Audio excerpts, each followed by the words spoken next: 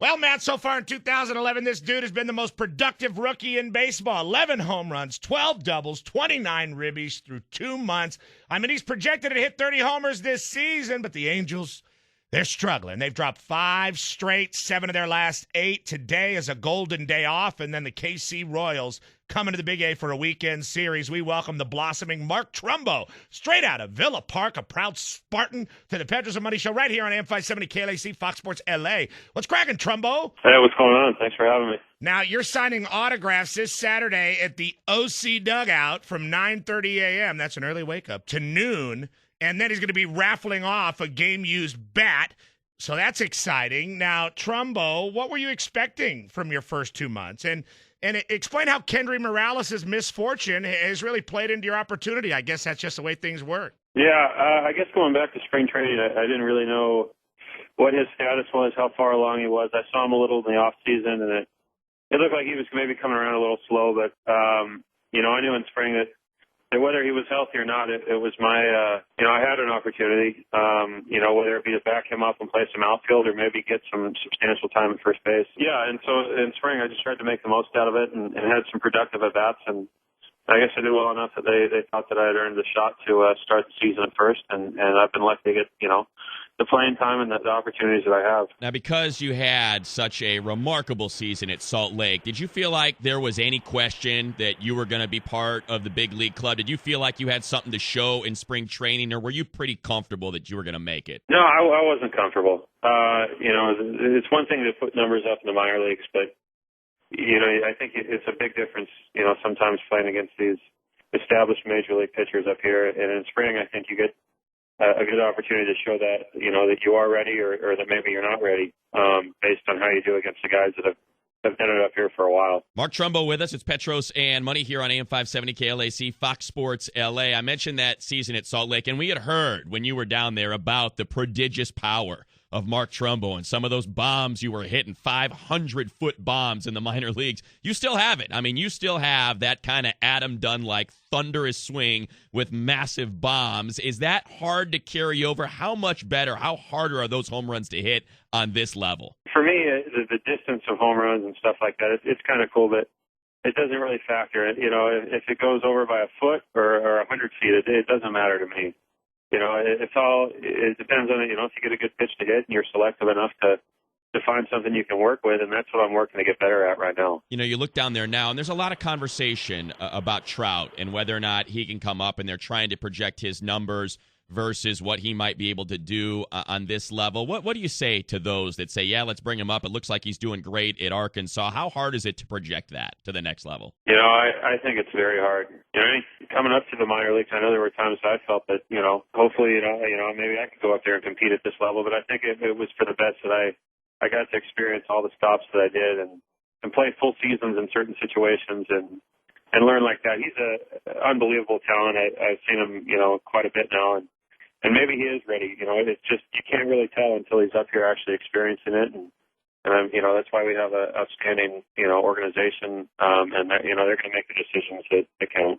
In the city of commerce, they call him Trumbito. Mark Trumbo joining us right now on the Petros And Money Show. Now, when you were a sophomore at Villa Park High School, Socia's Angels were winning the 2002 World Series. How big of a fan were you, and who were your favorite Angels? Was it Salmon and the Gloss Boss? Yeah, I think 93 was the first year that I really remember going to a lot of games, and that was Salmon's rookie year. So he was my favorite Angel by far growing up, and I used to love going to those games. And then in 2002 when they won it, I was lucky enough. I went to a few of the games. I didn't go to any of the World Series games, but I definitely followed very closely, and I was, just as happy as anyone when they were able to do that. So what's it like now playing home games with all your Villa Park boys badgering you for freebies every night and being right in your hometown? I mean, you know that freeway. Yeah, no, you don't need to tell me how to get to the field. It's been cool. It really has. More than anything, just having my family able to come to all the games and coming through the minor leagues, it doesn't always happen, but here it's been awesome, and I try and keep all the the requests and everything at bay, but it's been fun.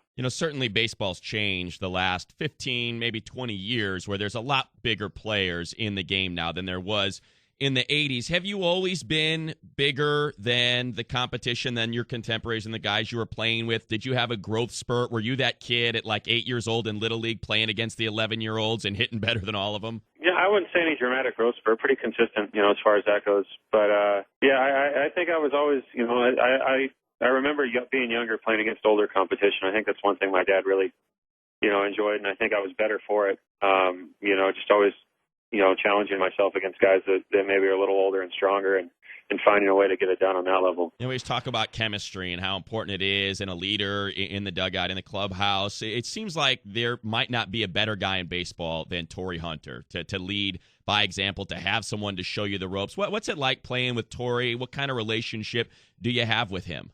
Torrey's been unbelievable to me and to everyone on the team. He really is the definition of a leader. He takes a lot of the responsibilities and puts them on his back, and he's always available for me. I run stuff by him all the time, and he's always open, even no matter what mood he's in. He's always available to talk to, and it's a real joy to be able to play with him and learn from him.